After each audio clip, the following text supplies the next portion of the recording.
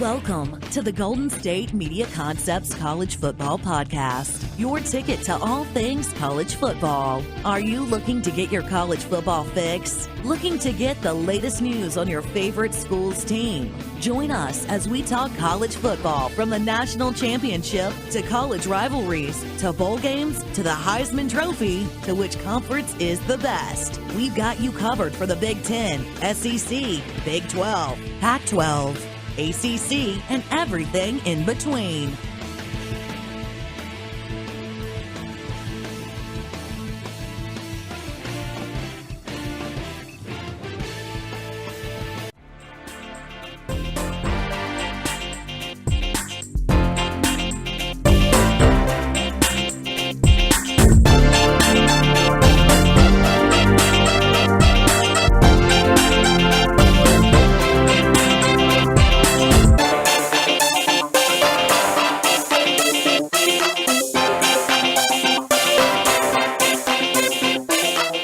What is up? Welcome to the GSMC Football Podcast. Hope everybody had a good weekend. It is a Monday, and I am Tom Dougherty, which means this is the college football edition of the GSMC Football Podcast, which, as always, is brought to you by the GSMC Podcast Network. As on Monday here, we're going to go over some more of the holes and question marks, issues, whatever you want to call it, as we go through all the top 25 teams. I think we did 1 through 5 or 1 through 10 on Friday. Also going to do some talk on Nick Saban and how he makes his players more draftable than any other coach in college football, and why that is and how he does it. Also going to talk about some stuff regarding Florida State and their quarterback issues, as well as probably do some talk on some more of the quarterback competition going along throughout the nation, as we've been doing that for a couple of weeks now. As that's kind of the big deal here. That's really the big unknown, obviously, quarterback, especially in college football. College football, we'll jump right into it now with Florida State in its first segment. The college football always, as in most college sports, basketball, even baseball, it's the coach. They're the guy that's always there. They're the guy that is probably going to stay multiple years. I mean, we have a carousel going right now with these college coaches, obviously. But when it comes to the normal, they're the guys that get the attention. They're the guys that are on camera all the time, and then probably the second most is quarterback. And the quarterback, even though they're amateurs and they're college players, they're going to be on ESPN. They're going to be talking to by reporters. They're going to get all the same treatment that we see professionals do, and the quarterback definitely being the most visual and the most seen player on the field for a college team, unless you got some sort of star running back. But usually it's the quarterback. And there's been some schools that obviously have some quarterback issues going on right now, and quarterback competitions. We can go talk about the guy down at Baylor who's supposed to be the next Baker Mayfield, and talk about Will Greer at West Virginia.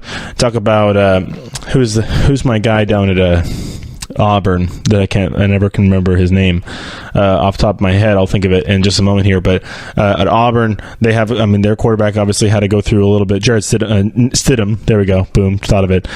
He had to get some shoulder surgery, but he'll be back. He's there. He's kind of already the crown starter there. But really, elsewhere, we have question marks at Ohio State.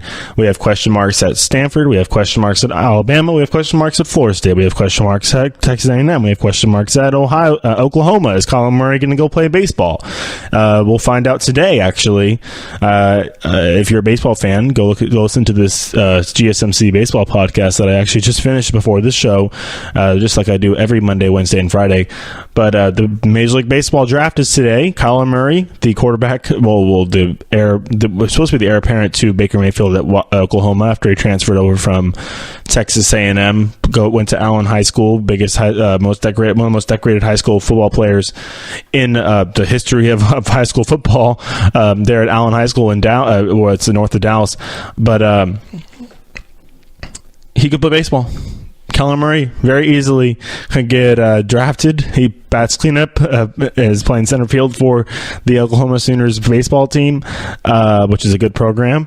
and he can get drafted in the second round. They say he can get drafted in the first 3 rounds, and that means big money. And when you, especially for a player where these teams, baseball teams, it's kind of worked out. I can give you a little insight on the baseball and the Major League Baseball draft and kind of how it's different than the other draft. There's high school players involved in this draft. There's players from all over the world involved in this draft. There are different slots on how much money you can offer in a signing bonus to try and lure some of these high school players, and a team might feel the need to kind of treat Kyler Murray as if he is one of these high school players where he's getting an offer to play baseball at a college spot where he's actually getting an offer to play football. Now, he's already played baseball for a college team in Oklahoma. Now he's going to be like, okay, you have to lure me away now from football. Lure me away now from football. I know I'm good at baseball. I know how much more money on that signing bonus check when you guys try and sign me after you draft me. Because, I mean, you're taking a risk. Whoever decides to draft him, that's not a guarantee.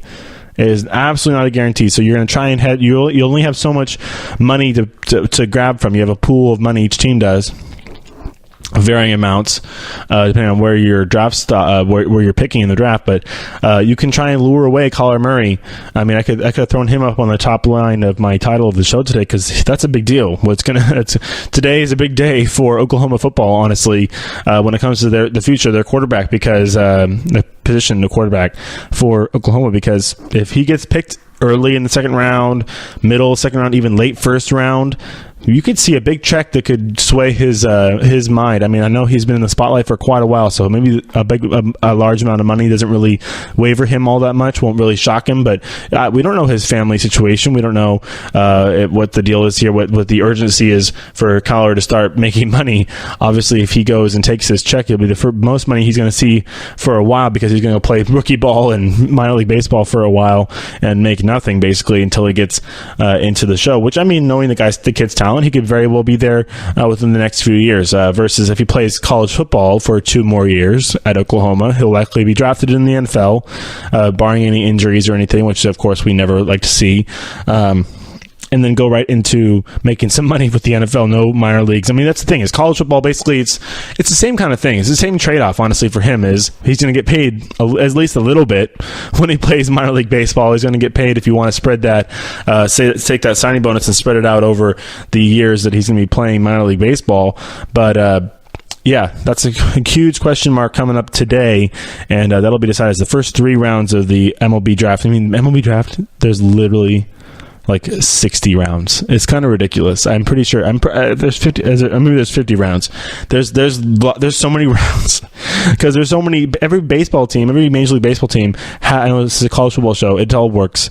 Has a 4 or 5 team farm system. So that's like 30 guys times 6 basically, including or 25 guys times 6, basically, and that's how many guys you have to have in your system. That's why there's so many draft picks, and you have guys like Kyler Murray, who you might waste a second-round pick on or a third-round pick on, and if you don't make the offer that he wants to see, he's like, nope, sorry, I'm going to go play minor league football, basically, for Oklahoma and get my education. And go play NFL. Go play in the NFL. Hopefully, I mean, the kid. He's not the biggest NFL prospect, I don't think, right now because of the size. He's not really got that. He's not like a Jared Goff or a Sam Darnold. He's more like a Baker Mayfield, like kind of like shorter stature. Which, I mean, we're getting into that point here where whether the NFL is going to kind of, open arm the short quarterback, make room for more Drew Brees and more Russell Wilson type quarterbacks. If we're going to see how well Baker Mayfield does for the Browns, obviously this year, will kind of give us an indication, or we're going to see him get spit out more often than not, like they do, like Johnny Manziel or who's another guy? Even at RG3, even though RG3 had a great first few years, but yeah, Kyler Murray's 5'11", so I would honestly, if I were him, I'm baseball all the way. I mean, I'm more of a baseball guy in general, just when it comes to sport. I played baseball, so that's just me in general. I mean, not that I love the game any less with football. I love football. Literally am counting the days until September 9th or September 2nd. We're going to get our first college football games here. But Kyler Murray, I think he's got to be torn right here. It's a big decision, I think, when it comes to whether he's going to be a baseball player or not. Because obviously, when it comes to Lincoln Riley, you don't want to. I don't know. What, if you're Lincoln Riley, what do you do? What do you do if you're Lincoln Riley? Do you just say, Kyler, do whatever you feel is necessary? Do you say, Kyler, we really need you? Don't look away from this. His signing bonus has to be somewhere around $1 million. I mean, I could look up the slots and see what the slots are for what is possible baseball signing bonuses for if he gets picked. I mean, it has to be somewhere around millions of dollars. So I think if he does get drafted within the first or second rounds, it'll be probably around that $1 million price tag. Where if you're Lincoln Riley, like, okay, yeah, opportunity cost here. You got it sitting right in front of you, a check from whoever is going to draft him. I think maybe it's the team who drafts him. Obviously, he's going to have a big deal with it factoring into this decision. I think that by he can try and do both. If he's going to be a Bo Jackson kind of thing, I don't think quarterback is really the position to be able to do that in, because I mean, when you're throwing a baseball and throwing a football, it's two different motions. It's kind of hard to go back and forth. And with Murray, I think he could be the most athletic guy impossible, but at his size and his frame, I think that baseball is just a little bit better suited for him than being a quarterback, because I think when it comes to going pro, he's probably got a better, honestly, even though you think playing at Oklahoma as your quarterback, you just had an Oklahoma quarterback go number 1 overall, you think the chances of him playing pro ball and football versus baseball might be a little better with football based off of where he can go.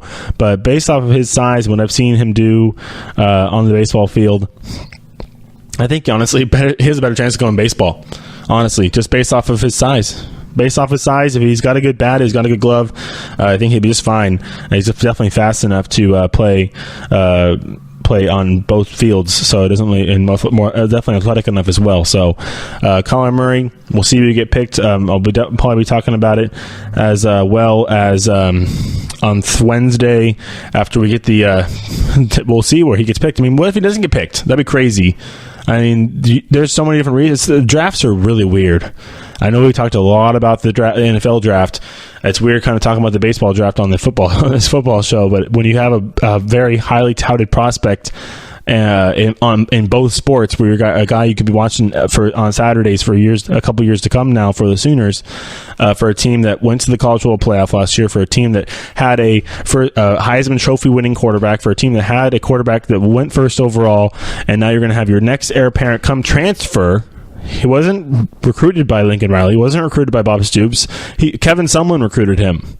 Kevin Sumlin recruited him to Texas A&M, transferred to Oklahoma for whatever reason. Why? I mean, whether it's baseball or otherwise. Maybe Texas A&M didn't let him play baseball, or they didn't let him do both. Oklahoma let him do both. Whatever it may be, he comes over to Oklahoma. He's supposed to be a great, easy transition from Baker Mayfield, and now he's got a question mark whether he's going to say no to a signing bonus when he gets drafted today, likely, or say yes. And I mean, if he says yes, does that automatically mean bye-bye NFL career or bye-bye football career? I think so. I think these days you got to specialize. The talent pool is ridiculous, and we're saying 1% and 1% and 1% gets to the show. Same thing for football. He's got that fraction, that 1%, whatever it is. He got the talent. He's got the athleticism. He's in that 1% percentile when it comes to all the intangibles and his ability. But just decision making is going to come into it, I think. What's he going to do with this baseball career? Can they coexist? Can they happen together? So I know I've kind of run off this whole first segment just talking about Kyler Murray. I'm not to rename the show, but which is fine. But this is interesting because I just realized, baseball, the draft is today. Kyler Murray probably will get drafted in the first 3 rounds, which are all today. And he's got to make a decision. He's got to make a big decision. I think it's going to come down to the relationship he has with Lincoln Riley. It's going to come down to the relationship he can have with the team that drafts him.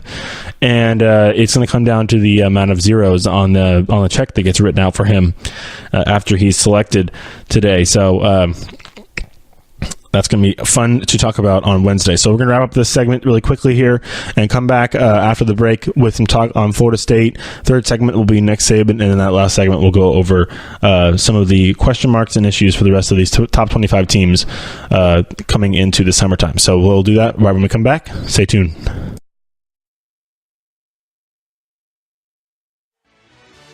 Are you looking for help for your fantasy football team? Check out the GSMC Fantasy Football Podcast. Get today's best advice on who to start, who to sit, even who you should draft. From sleeper picks to red-hot lineups, they got it all covered for you. That's gsmcpodcast.com/fantasy-football-podcast. We'll cover traditional leagues, dynasty, PPR, even IDP leagues. When you need fantasy help, there's just one show to hit up. Don't forget to like them on Facebook and follow them on Twitter. Visit gsmcpodcast.com for more info.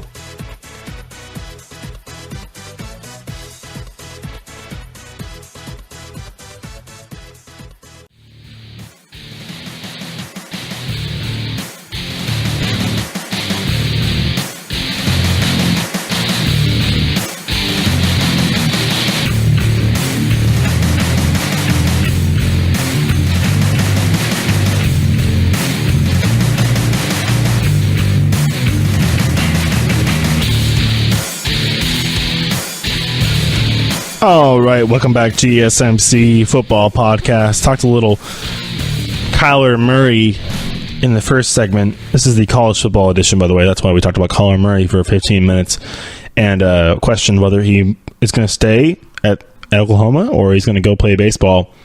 It'll all likely, I don't think it's not all going to be decided today, that's for sure, but we're going to get an idea probably of what he could decide and speculate some more on Wednesday for sure when it comes to what he might do depending on what where he gets drafted and who drafts him. Probably will have a major impact on that as well. So in the segment, we're going to talk about, I'm going to do a little Florida State, also probably a little quarterback competition, talk a little more as Florida State's quarterback controversy. I'm going to call it a controversy, even though competition is probably the right word, but controversy, I like it too, because controversy is not far from the truth here because of the fact that we've had so many issues with Deondre Francois, and whether it's legal issues or behavioral issues, or which can be turned into legal issues, or drug stuff, which also can turn into legal issues.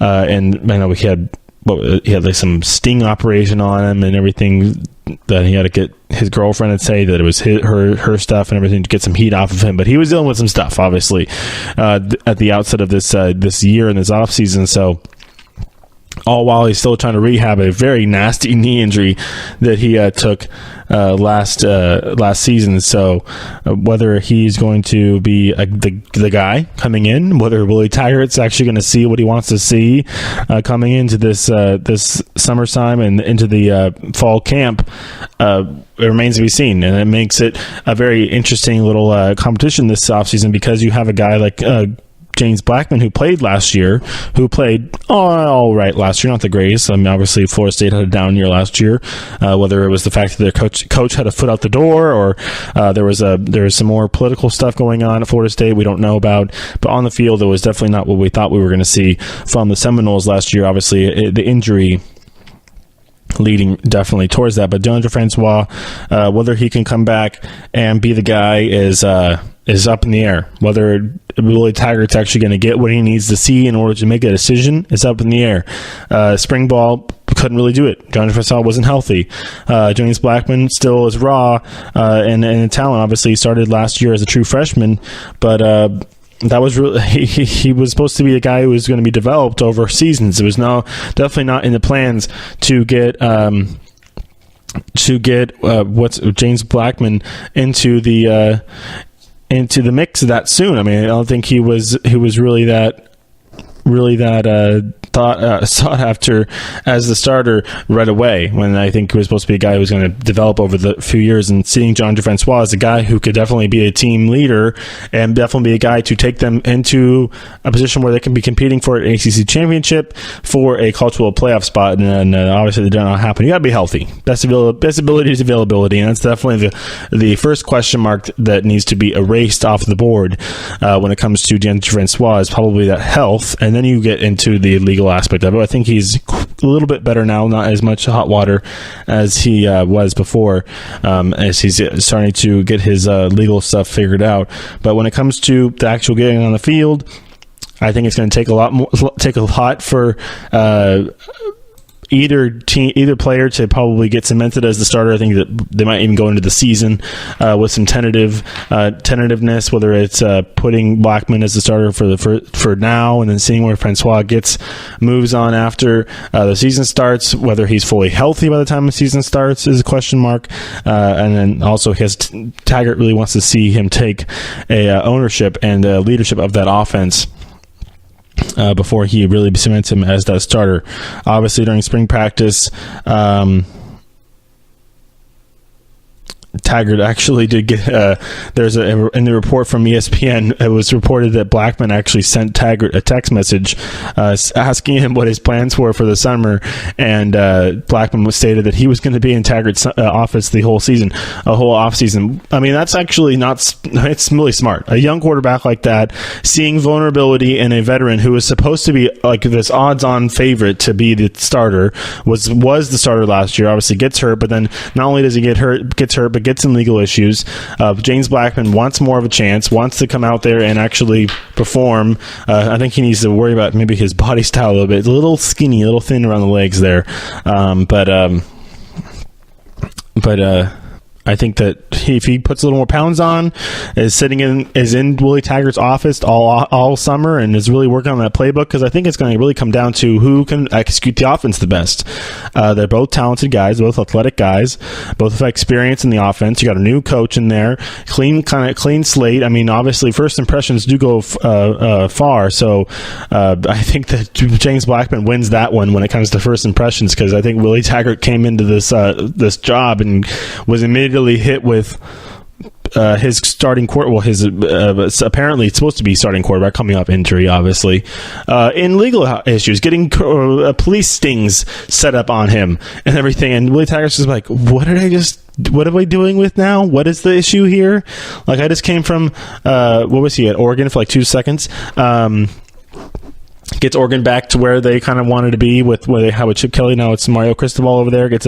When you got a job like Florida State open up and you can go back to Florida, which is where he's from. Willie Taggart, I think, was he a USF guy first. So go back to Florida. Now he's in Tallahassee. So I mean, I see why he comes back to play to coach at Florida State, which is so nothing against Willie Taggart for leaving Oregon, but he leaves Oregon and immediately gets slapped with this issue, and I think that might actually give James Blackmon a little bit of a head start. I mean, not a head start. He's going to get a head start, that's for sure, but a little bit of a leg up in general, because I mean, spring ball, Blackmon was really the only guy able to go out there and do anything. If Francois can really get into a healthy full strength where he's actually could go out there and play, get healthy, he can show the coaching staff what he can do, then he'll probably be fine. I mean, I think he'll probably show that he is the more refined quarterback when healthy than Blackmon is, because more experience, more everything. But when it comes to the starting job, it requires a coach that's going to look at it probably what's from a broader standpoint, not going to hold real grudges. He's going to probably have his little check marks on who's going to get the leg up on who in certain part, who gets the edge on who. I mean, if I was a coach, that's kind of how I would do it. Not going to pick up on specific like instances of what happened or different performances here and there, but on and off the field, whatever it may be. But you kind of just think of have check marks, try and put them against each other evenly. Make different categories that are unequivocally you can evaluate unequivocally across both players, because I mean they're both such different kinds of avenues getting to this situation where you have a guy who's been in the spotlight, had success, got hurt, been back in the spotlight in a bad way, versus a guy who was given an opportunity last year on a team that was supposed to be good and didn't really do much with it, honestly. Obviously, playing in the ACC, you don't really have, it's not like the SEC where you're playing Alabama, Auburn, and LSU 3 weeks in a row, like some of these teams. I think, didn't we do it last Friday where we went through toughest stretches in college football? I mean, I can go back and look at that really quick. Toughest 3-game stretches in college football. Tennessee plays Auburn, Alabama, and South Carolina in 3-in-a-row games. There's not one team on here that is in the... maybe there's one team in the ACC, and that's Boston College. They have to play in Miami, Virginia Tech, and Clemson in a row, and that's about it. So in the ACC, you should be able to take some teams out. You're Florida State. You're literally the power of the ACC. Miami is just starting to get their legs with Mark Richt. The Clemson obviously is up right now with Dabo Swinney. They have their question marks as a quarterback, but Florida State was the team before Clemson kind of came around and has cemented it. Now we've seen multiple Clemson Alabama matchups. Whether we're going to see another Clemson Alabama matchup this season is probably likely. I don't know if people like these multiple. I mean, now we're getting, what was it? Warriors and Cavs are now on their 4th meeting. I think we could be getting there. The same thing with Alabama and Clemson. So if Florida State wants to bust that up, then one of these quarterbacks really have to make it hard for. I mean, that's the thing. You just want to make it hard for your coach. Just make it a hard decision, because that's the best problem you can ever have, is picking between two hot quarterbacks or between two guys who both can do the job. And obviously making that decision is what you're paid the big bucks for. So whether it's Taggart liking the messages he's getting from James Blackmon, saying that I'm going to be in your office all summer, I'm going to work my butt off with this, I don't want to lose this job, I got this job with some bad circumstances, but I want to keep this job under the best circumstances. Deondre is a great teammate, but blah blah blah, I want it. And so Taggart did say that he likes the fact that he got the text. It came out, he wasn't expecting it, and he wants to give James Blackmon the best opportunity to succeed that he possibly can. So obviously, if he had won a bunch of games last year, I think that there wouldn't be even a question mark. But the fact that Deondre Francois is coming off an injury, has had the legal issues, has not been the most attentive person on the campus that you possibly can, and is still in this race, and it's still deemed the most interesting and the most weird, the most complicated quarterback controversy, probably can tell you how much James Blackmon needs to grow, needs to get better, and how much he didn't really show, how little he showed last season as far as when it comes to just winning football games. Yeah, you can have all the stats, you can fill out the box and everything, you can have all these great plays and show your athleticism, but do you win football games? Do you win football games? That's the question. What was the Florida State? They have 2 wins last year? I'm pretty sure they were like 3-12-10 last year, right? Or 2-10. No, they didn't make a bowl game. They did not make a bowl game last year. So, I mean, the fact that they didn't do much last year really shows you that whether James Blackmon needs to take a little step back. Willie Taggart's out there saying it's a perfectionist. Great, be a perfectionist, but why don't you perfect winning some games? Why don't you perfect that? Winning football games. That's a great thing to be a perfectionist at. You obviously takes little things, the process of it all. But looking at, what were they? 6th in the ACC last year.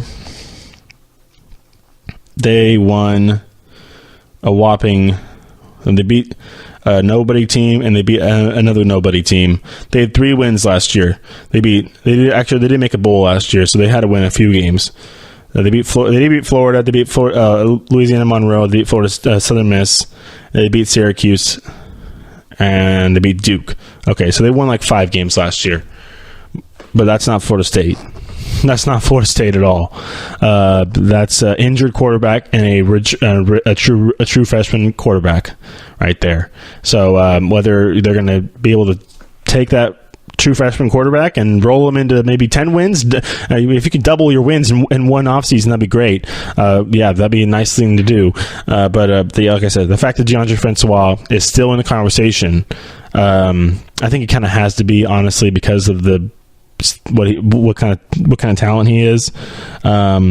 He obviously was the redshirt freshman 2 years ago in 2016, started 13 games, and then James Blackmon started 12 last year. So as the true freshman, one of them is going to be the starter, and it's going to be up to Willie Taggart, and it's going to be up to I think the chances that they get during the fall practice. I think he's not going to make a decision until the last possible moment, because I think both guys are going to make it quite tough on him, even though Deondre Francois hasn't really done much in the offseason to do that.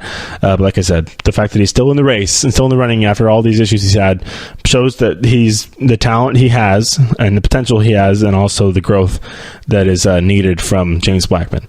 So we'll come back with some talk on Nick Saban and recruiting and all of his stuff, how he treats the NFL scouts and his relationship with the NFL, and we'll do that when we come back after the break.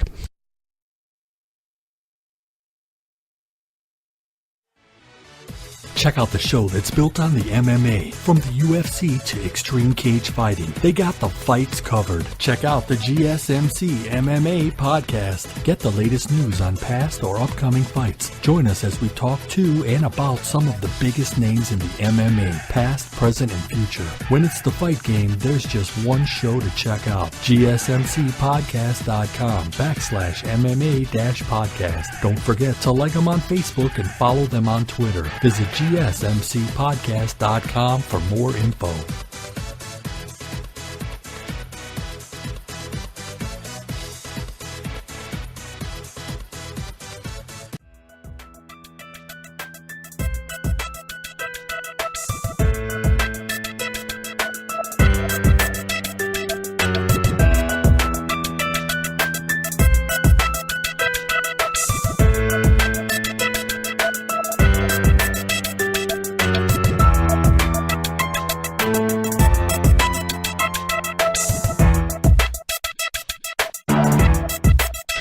Welcome back to GSMC Football Podcast, the College Football Edition, segment number 3 today, as we're going to talk about Nick Saban a little bit and the reports out. He has an open door policy with NFL scouts, and I think we don't see Alabama.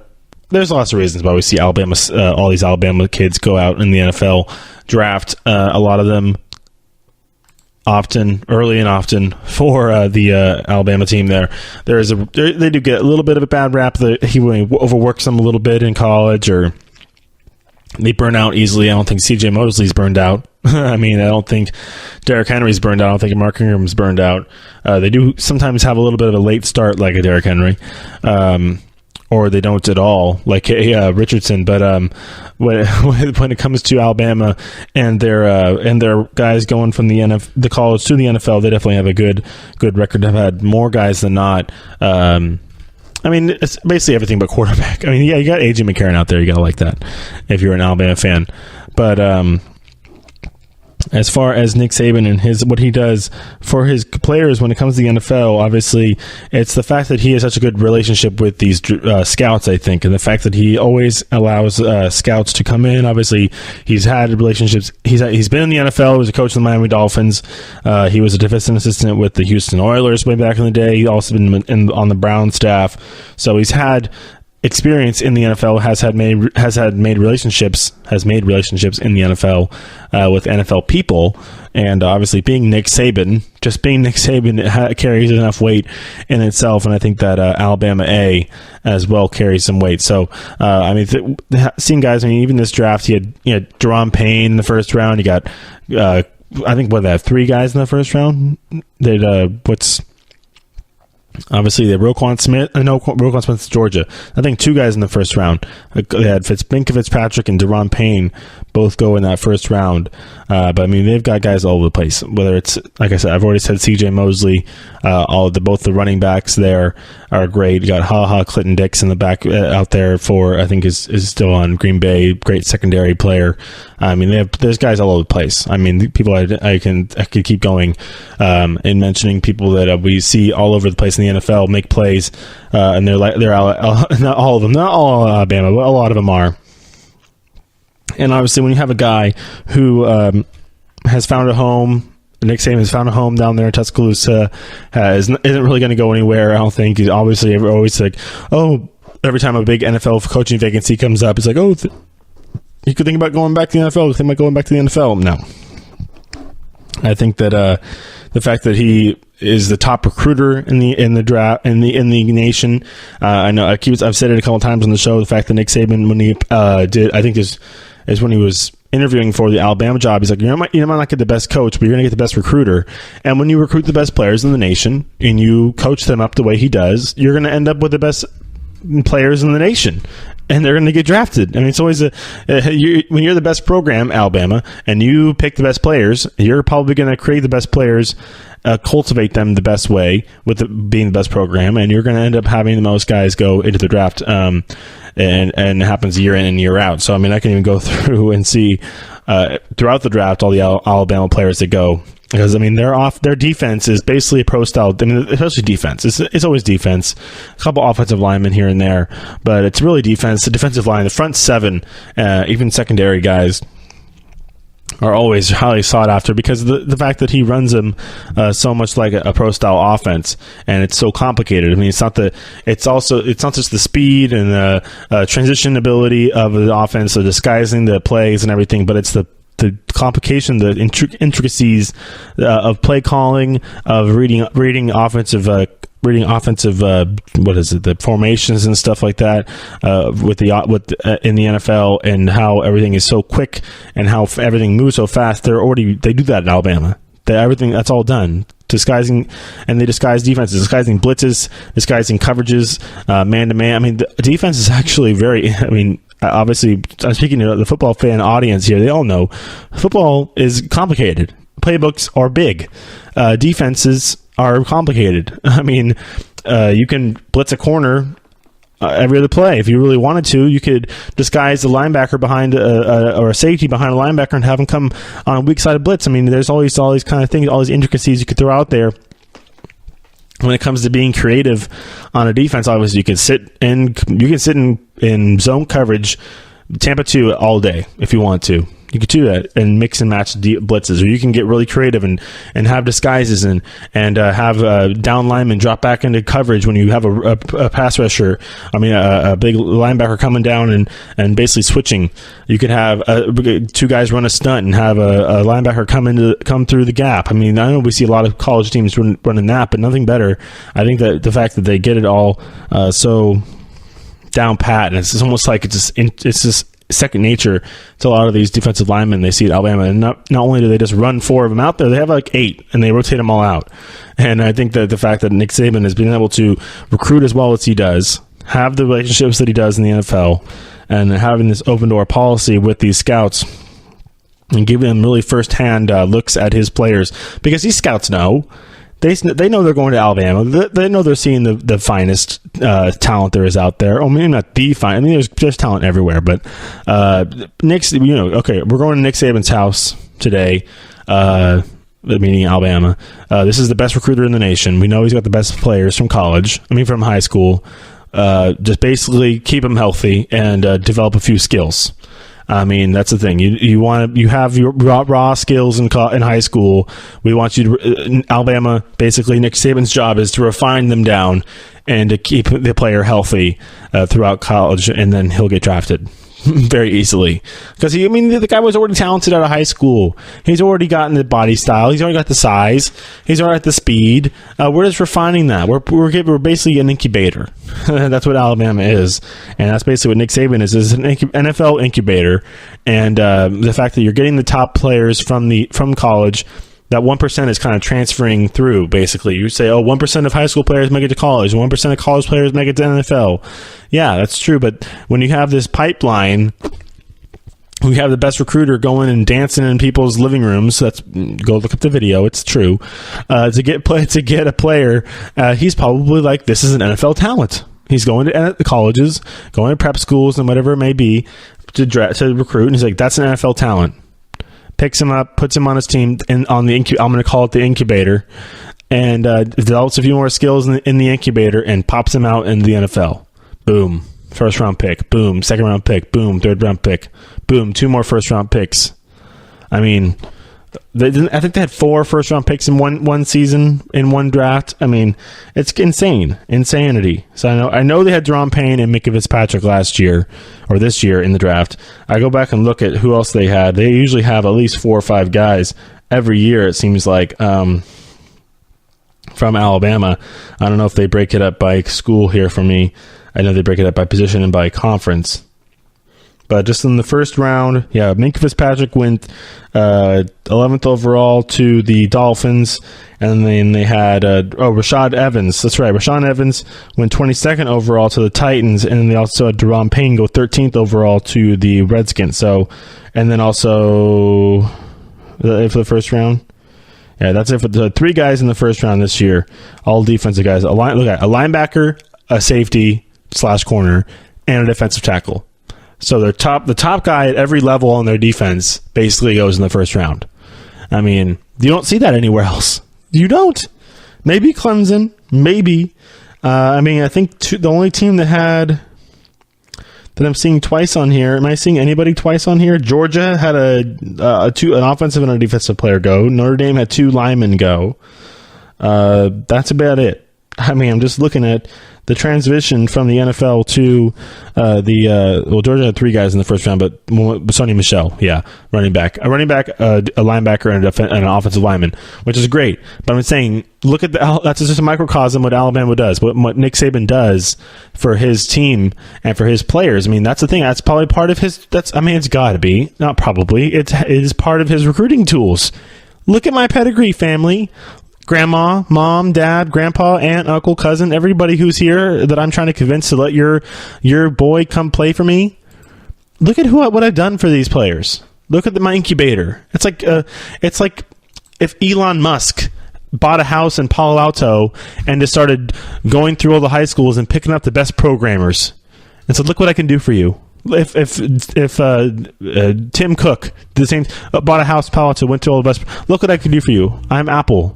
You're the best You're the best teenage programmer in the world. You hacked the FBI or whatever, and now I'm going to go have you live in my house and refine your schools and skills, and then you're going to be the best coder in the world, one of the best coders in the world. You're going to come work for me, or you're going to go work for a different company or whatever. It's a little different because these are guys that own companies. Nick Saban doesn't work for the NFL, but he works for he works in a realm now where you are basically the feeder. You are the incubator, that delivers the stork that delivers the baby to the NFL kind of thing, and that's what Nick Saban's really been perfecting down there at Alabama, and he's got a bunch of trophies to go along with it as well. So you can't be afraid of millions of dollars as well. So I mean, you can't knock that stuff. I mean, I like my little analogy there with my tech stuff, but I mean, it's singular. Look up what an incubator is in Silicon Valley.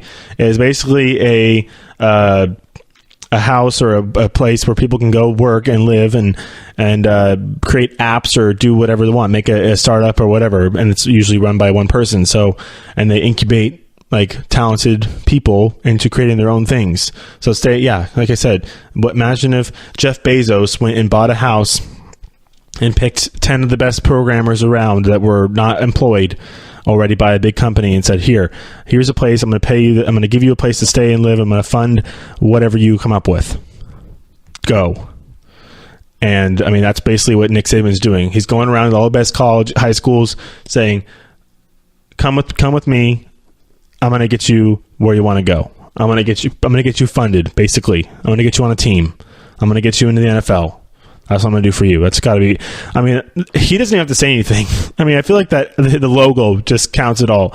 I mean, when you can just walk into a room and people know who you are, you got the little logo on, you got your hat on, whatever on your polo shirt or your logo, the Alabama logo, it carries a weight. It carries a weight, and the fact that he has these relationship with the scouts and always has this open door policy after the fact, after you go through Alabama, obviously you got to do your job. You can't just be a scrub obviously, on Alabama. You got to play. You got to play well, and you got to use the platform for what it is, and use Nick Saban and give him the ability to go into those meetings with those scouts that come into his office and say, yes, that guy's first round. That guy's going to change your team. That guy's going to make tackles for you for 10 years. That guy's going to be your next franchise player.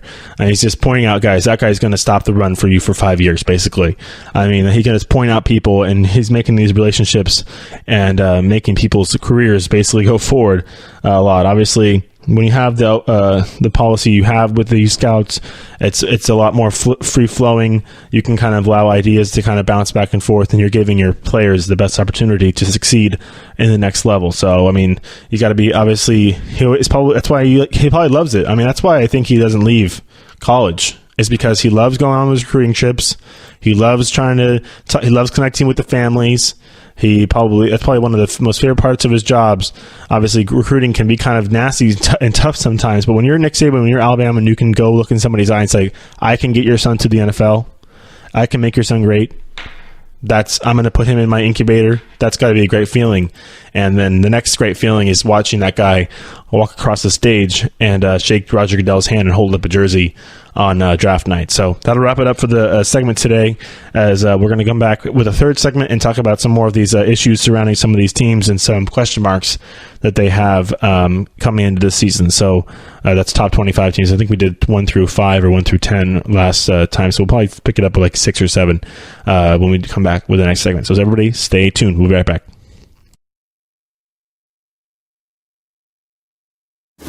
Check out the show built around the women of MMA. From the UFC to the extreme cage fighting, we got the fights covered. Listen. It's the Golden State Media Concepts Women's MMA Podcast. The latest news of upcoming fights, discussions of previous matches. Join us as we talk to and about the biggest names in women's mixed martial arts, past, present, and future. When it's the women's fight game, you know where to listen to. The Golden State Media Concepts Women's MMA Podcast.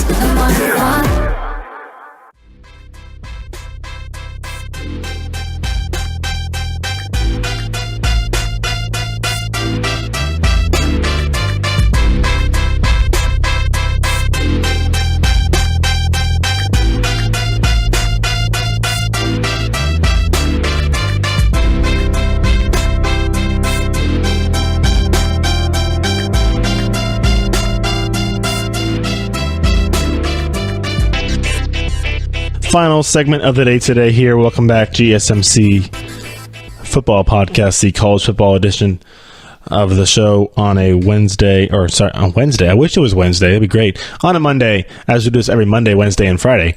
The next show will be back. We'll be back on Wednesday for another edition of this college football podcast here on the GSMC Podcast Network. As I do want to talk a little bit more about the issues that we're seeing that we could make for every team that in the top 25, whether it be a team at the top or bottom, it doesn't matter. But I know that there is a little question mark at for every team. Number one of them being quarterback. Obviously, a few different ones. USC definitely is one of those teams that has the quarterback issue. Obviously, JT Daniels coming out and being that guy who's like, oh, you're actually going to come out this year? Okay, you're going to forego your senior year of high school and you think you're ready for college football. Yeah, I am, because I don't want to have Jack Sears or Matt Fink come in and take over the job and now sitting on the bench for my freshman year. I want to play right away and really take over that job. So whether it's JT Daniels, Matt Fink, or Jack Sears coming in, it'll be interesting because Jack Sears and Fink did both finish with more of the composed finish, or a little better finish to the spring practice than they started, because they started off a little strugglesome at the beginning of the year. Maybe it was like, hey, JT, come on. I think he was already headed that way. He was already talking to coaches, already very involved in the program before spring practice even started. So I'm making more out of nothing, but there's definitely question marks. The quarterback, and it'll be Clay Helton and staff to make that decision throughout the summer and into the fall practice as well. Looking at Stanford, they have some questions at secondary. I know Justin Reed is gone as he gets drafted. Obviously, Quinton Meeks is also gone, so they have to figure out who they're going to really lean on there in the back in the secondary. For them, it's been an issue sometimes as they can get a little lax, especially in the Pac-12 that has had some good quarterback talent in the past with Luke Falk and Jared Goff, Sam Darnold, and Josh Rosen. Obviously, now it's going to be all about Jake Browning and seeing if he can get back on the same level he was sophomore year. Seeing what USC is going to do. I know that Stanford, obviously, their own quarterback situation is up in the air. Cal, we don't really know what's going on there either. So we'll see what the quarterbacks look like coming in this season for the Stanford secondary to have to deal with. But they're have to figure out. I know Elijah Holder is the elder statesman there right now for that secondary, and he could be the guy that could be a leader coming into the season. For Notre Dame, I know we talked a lot about Brandon Wimbush and how he's going to be this season. I know he's done a lot of work with some quarterback gurus, some guys to come in and help him with that, his poise and with his mechanics. I know it's little stuff. I talked a lot about how quarterbacking is a lot about arm action and not dropping the ball down below your waist or keeping it more straight out from the back behind your shoulder, like straight out from your ear, basically, and over the top. Being for me a baseball player where everything's much more about pendulum football, it's quick and it's sharp angles, being able to make sure that ball is not behind you very long and is coming out right over your ear. Go watch like a QB throwing motion breakdown of Tom Brady, of even Phillip Rivers has a really weird throwing motion, Drew Brees, all those guys, and see how tight that trajectory of the ball from when they throw behind their head to in front of their head as they make their throw is something Brandon Wimbush definitely needs to figure out. And obviously,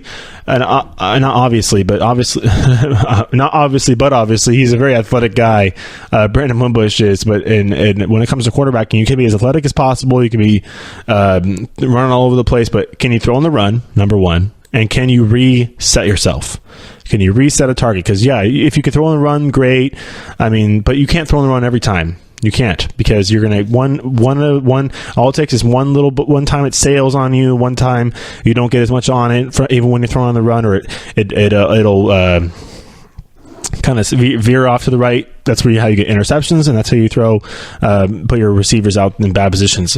If you could reset your feet, create another launch point for you, whether you're moving the pocket or you're just getting out of the pocket, that's really a key, and that's something Brandon Wimbush is going to have to do, because it takes patience, it takes poise, and it takes ability to give yourself time to do that, because obviously setting your feet takes time and you want to be able to make a good throw. So that's something Brandon Wimbush needs to do, but just reiterating that one, as we talked about that a lot last show, or even on Wednesday.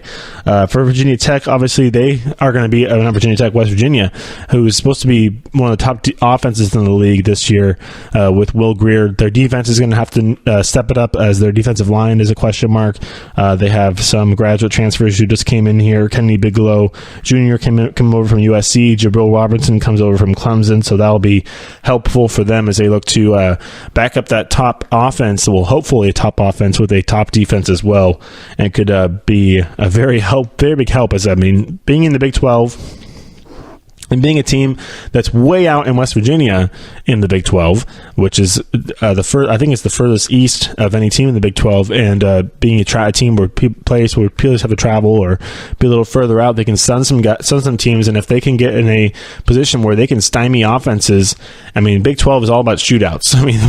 You don't see more 40 to 40 something games or 50 to 40 games in the Big 12 than anywhere else, because of the fact that they all have great offenses and bad defenses, basically. But if you can shore up your defensive line, create some mismatches there, get some pass rush action going after some of these big passers, as obviously these big spread offenses we see in the Big 12, that could be for a very nice season for them, for Dan Holgerson and company there in Morgantown, because their offense will be fine. I think their offense is going to score enough against some of these teams that they play this year.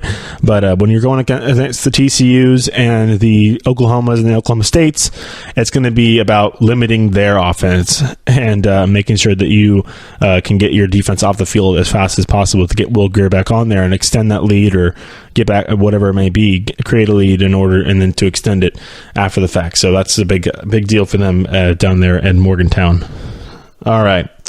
I'm looking at just throughout. I'm kind of just cherry picking a couple of teams here. Obviously, Texas A&M, they have their question marks at quarterback, but they also have question marks a little bit at wide receiver. Christian Kirk's gone, so they have guys. Trayvon Williams is back, which is very nice. Travion Williams coming back for the Aggies there. That's going to help. But Jimbo Fisher does like to run the ball. Obviously, he's had some big running backs down at Florida State with Dalvin Cook and I don't know why I'm totally blanking on the other running back, but Dalvin Cook's a very good running back. There's your one. And then he's got to be able to get that offensive options for his young quarterbacks there at Texas A&M, the ones he hasn't decided on yet. But when it comes to receivers, it's going to be Travion Williams. Also got Jamon Osborne and Kendrick Rogers, who could be guys to create that starting roster for your receiving core at Texas A&M. At Texas, it's the running back position that's really up there. Obviously, the quarterback's another question mark. They have to figure out whether it's going to be Sam Ehlinger or their other option there. But it looks like it's going to be Sam Ehlinger at quarterback for the Longhorns. But they did get a nice transfer coming over from Cal, Trey Watson, and then also a big signee coming in, Keontae Ingram from high school. So they should be able to make a little magic happen back in the backfield for the Longhorns. All right, speaking of Longhorns, actually, I did want to talk about the College Football Hall of Fame ballot that come out for the 2019 season. And among the first-timers on this College Hall of Fame ballot is Carson Palmer and none other but the Longhorn, who we just talked about, Vince Young, which is really interesting because those guys obviously, one going to USC, one going to Texas, did not play against each other, but played at two schools that played against each other in some massive games. Vince Young was definitely a part of them, winning that national championship back in 2005. But this is a guy who's won a Heisman Trophy, almost won a Heisman Trophy, runner-up, that is, and won a national championship, that is what I was meant to say. But won a national championship, almost won a Heisman Trophy. Carson Palmer has won a Heisman Trophy, but didn't get the national championship. So I think that it's going to be interesting to see who they decide to put in there. There's other guys, Joe Thomas, also in the ballot. So is Darren McFadden and Marvin Harrison. All these guys are pretty productive NFL players, except for Vince Young. I think it's probably Jeff Fisher issue there at Tennessee, which would kind of spelled Vince Young's career a little earlier than expected. But no, that's interesting to see. I think Vince Young is a College Football Hall of Famer. He's almost single-handedly beat a very good SC team that had a very good offense, and a Pete Carroll coached team. So whether that's all it takes, or whether he needs a little more, I don't think anything that has nothing to do with how you do in the NFL. So I think that all these guys honestly could get in because they're all very good players. Especially even Carson Palmer. We'll see how Sam Darnold does in his career, but this is, I know Mark Sanchez won a few games, made it to the AFC Championship game, but Carson Palmer's really been the only guy from USC, quarterback-wise, that has had a long, successful career. He's done it with 3 different teams. The Raiders, but more with the Cardinals and the Bengals, Carson Palmer. But he's sustained some success and has been the only guy who's been able to do that from USC. And he's also on that Hall of Fame ballot. So I think all those guys should get in. The ones I at least said should get in for as far as the guys who had great careers in the NFL. Obviously, this has to do with college and how it has to do with how they played in college. So it looks like that these guys, not only did they do good in the NFL, but they did good in college, and will probably be making it to this Hall of Fame, the College Football Hall of Fame, which is pretty cool. Well, I mean, there's a few guys also who are in both Hall of Fame, which has got to be even cooler. Also looking at Lane Kiffin and his squad at Florida Atlantic. Right now, they are projected right now at 7.5 wins. That's the Football Power Index. Vegas has them at over-under of 9 wins, which seems a little high, obviously, compared to that FPI. Could be thinking that Lane's coaching ability pushes him over. I don't think the roster talent is quite there, especially at a Florida Atlantic school. He did turn him around last year, but with Jason Driscoll, the quarterback, he's gone. So I don't know what they're really going to do and what they're really thinking that Lane Kiffin's going to pull another rabbit out of the hat. Another couple teams that we're looking at that has a little bit of a mismatch with Vegas is Cal's one of them. They're expected to 7.7 wins. Vegas only has them at 5.5. So, I mean, looking at some, I know we don't really talk about betting that much here on the shows, but getting into a spot now where it's the courts have said it's okay. It's time for states to start setting up their sports gambling systems and everything. So we're going to talk about a little bit here, but looking at their FPI, obviously we knew the FPI maybe looks a little high. Cal could be a team that could be surprising this year, as like his son Vegas maybe take the over. I don't know. It's minus 120 on the over right now, so you can make some cash, but obviously it'd be taking a little while to figure that one out, as we have so you got to wait all the way till December to figure that one out, but we'll see if you win or not. So, or maybe less time. They watch them win 6 in a row to start off the season. Boom, you got your bet.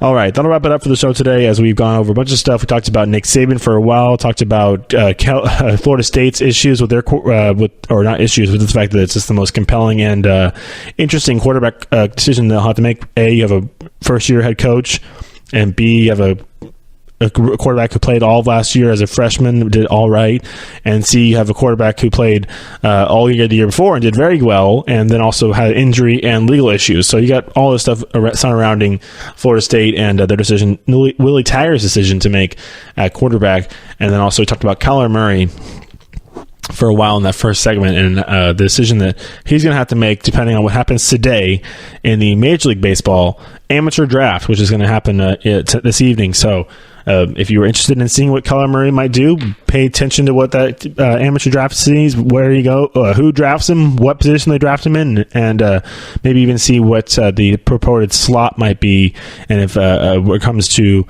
signing bonus, and if a team is prepared to maybe bump that up a little bit to try and lure him away from football.